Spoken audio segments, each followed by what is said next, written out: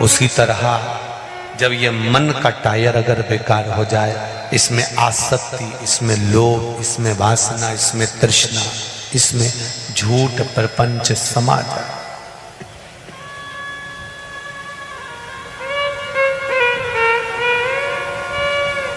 आसक्ति, लोभ, तृष्णा, वासना, कुटुंब, ये सब हमारे भीतर अगर समा जाए तो इस मन रूपी टायर को भी शिव महापुराण के पंडाल में ले जाकर बिठा दो तो ये टायर भी नया बनने का प्रयास कर ले, ये भी ठीक हो जाए।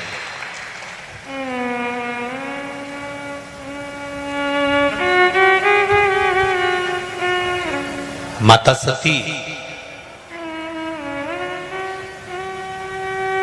दक्ष प्रजापति ने देवी की आराधना कर कर भगवान से निवेदन करा, मां जगतजननी से निवेदन करा कि मेरे घर में एक बेटी का और जन्म हो जाए।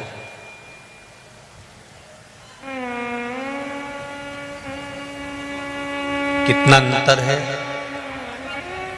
बेटा जन्म लेता है तो ढोल नगाड़े बजते हैं, बेटा जन्म लेता है तो आतिशबाजी होती है, बेटा जन्म लेता है तो माताएं जब हॉस्पिटल से आती है ना तो डोलची हिलाती हिलाती आती है, मेरी बहू को छोरा हुआ, मेरी बहू को छोरा हुआ।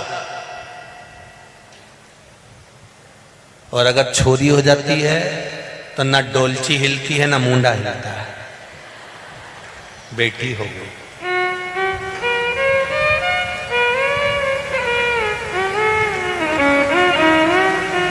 दक्ष प्रजापति ने माता भवानी की आराधना करी और आराधना कर कर वर क्या मांगा, शायद ही संसार का कोई व्यक्ति दक्ष प्रजापति जैसा वर मांगेगा।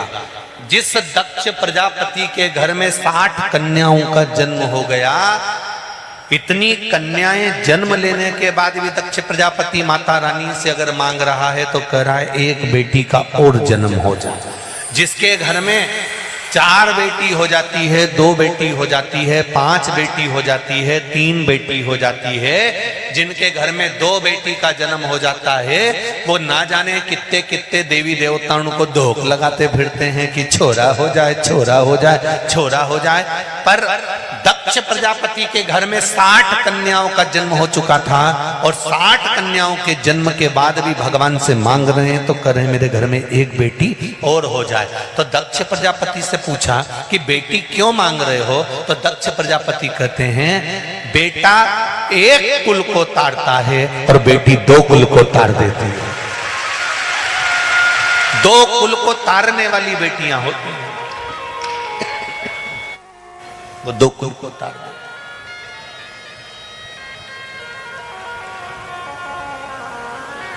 और कभी नहीं देख सकता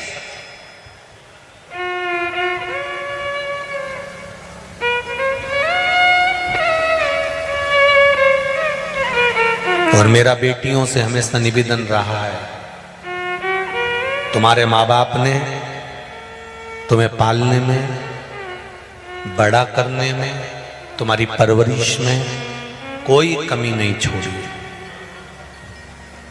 तुमने कहा पापा इस कॉलेज में पढ़ूंगी, पढ़ बेटा।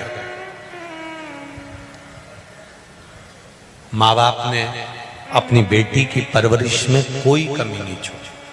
एक बार बेटे को पढ़ने में माँ बाप रोक देते हैं, बेटे को भेजने में रोक देते हैं, पर बेटी को पढ़ाने में, बढ़ाने में माँ बाप कभी नहीं रोकते। तो मेरा बेटियों से हमेशा निवेदन रहा है, जब तुम्हारे माँ बाप ने तुम्हारे लिए सारे रास्ते खोल कर रख दिए थे, तो गरुड़ पुराण कहती है कि 94 नरक एक पिता को भोगना पड़ते हैं। कब? जब उसके घर में बेटी का जन्म होता है और वो बेटी का कन्यादान नहीं कर पाता, तो बाप को 94 तरह का नरक भोगना पड़ता है।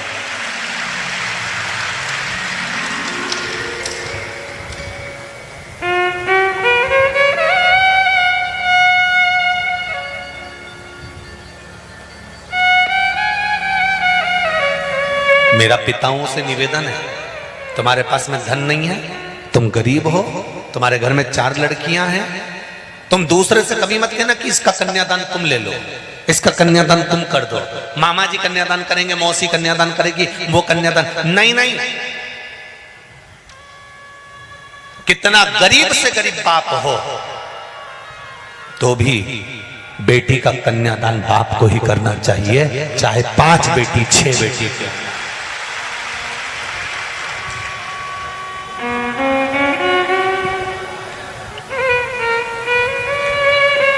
घर में अगर बेटी का जन्म हो जाता है और बेटी का जन्म होने के बाद अगर बेटी का कन्यादान माँ बाप नहीं कर पाते तो उनको नरक भोगना पड़ता है।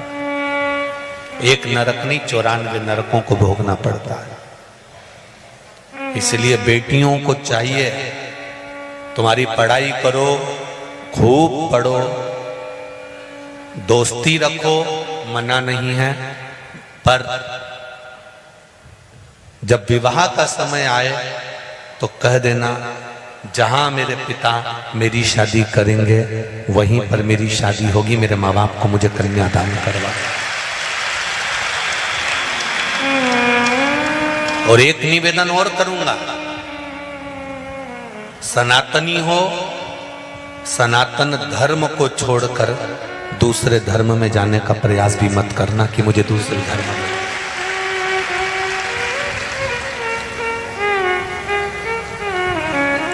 तुम में से कोई व्यक्ति ऐसा है जिसको झूठन खाने का पसंद आती हो? झूठन किसी को पसंद नहीं आता।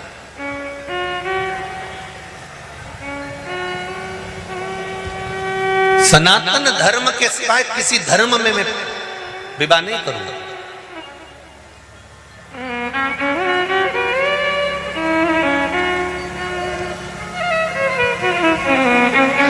सनातन धर्म को छोड़कर मैं किसी दूसरे धर्म में नहीं जाऊंगा।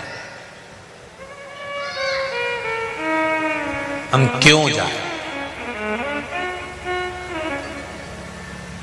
किस लिए हम प्रवेश करें?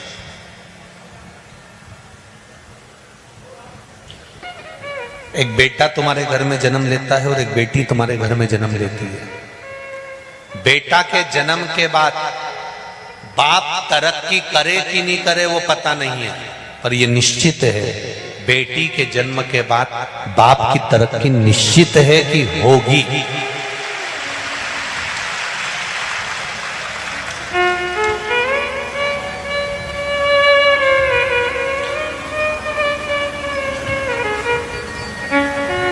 निश्चित। एक तेलुगु के एक मिनिस्टर से मिलना हुआ था हैदराबाद कथा के समय पर, तो उन्होंने पूछा, गुरुजी पहले मैं कुछ भी नहीं था, पर धीरे धीरे धीरे धीरे जब मेरा विवाह हो गया, विवाह होने के बाद मेरे घर में संतान हो गई, संतान होने के बाद में मैं उन्नति की सीढ़ी पर चढ़ता गया। तो हमने भी उनसे कहा, मिनिस्टर जी आप उन्नति की सीढ़ी पर चढ़े हो, परंतु ये निश्चित है कि तुम्हारे यहाँ संतान हुई होगी तो सबसे पहले बेटी हुई होगी। अगर बेटी हुई है तो बाप को उन्नति की सीढ़ी पर चढ़ा कर ले जाती है।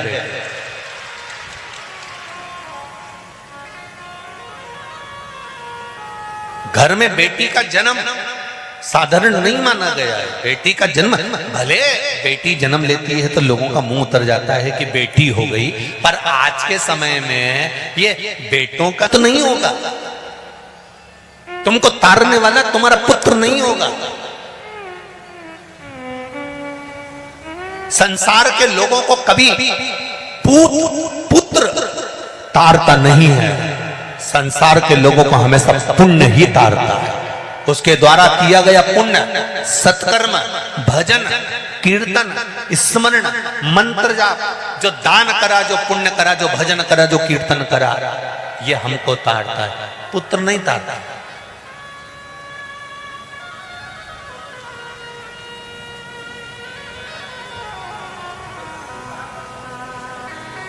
फिर भी आसक्ति इतनी भरी है, महाराज छोरा, महाराज छोरा, महाराज छोरा, महाराज छोरा। और जब प्राण छूटे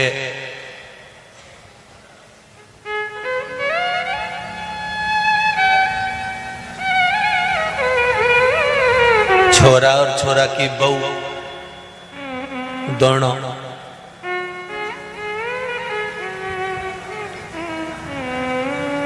बहू बोली अम्मा मरी गई। हाँ, अंतिम संस्कार तो कल होगा क्योंकि रात हो गई है, तो अब क्या करो, रो ले, थोड़ा रोए रोए। छोरा ने तुरंत अपने दोस्तों को फोन लगाया, थारी भाभी का ब्लड प्रेशर और शुगर ऊंचा नीचा हो जाएगा, अम्मा मरी गई है, तो आए तो नाथूराम के यहाँ का 2 समोसा और पोया लिया,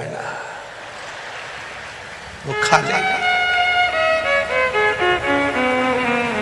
और छोरा रोता रोता, सारा गांव का लोग आ गया सुबेरे सुबेरे, और छोरा रोता रोता आगे गया, अम्मा से गले मिलके रो रिया था, अम्मा तो मर गई थी, इन्हें धीरे से अपनी जगदम्बा के कोनी मार के कर निपट लिया। और जब धीरे से रोती रोती अल्लाती अंदर गई, समोसा और पोया खा के फिर रही गई बैठी। फिर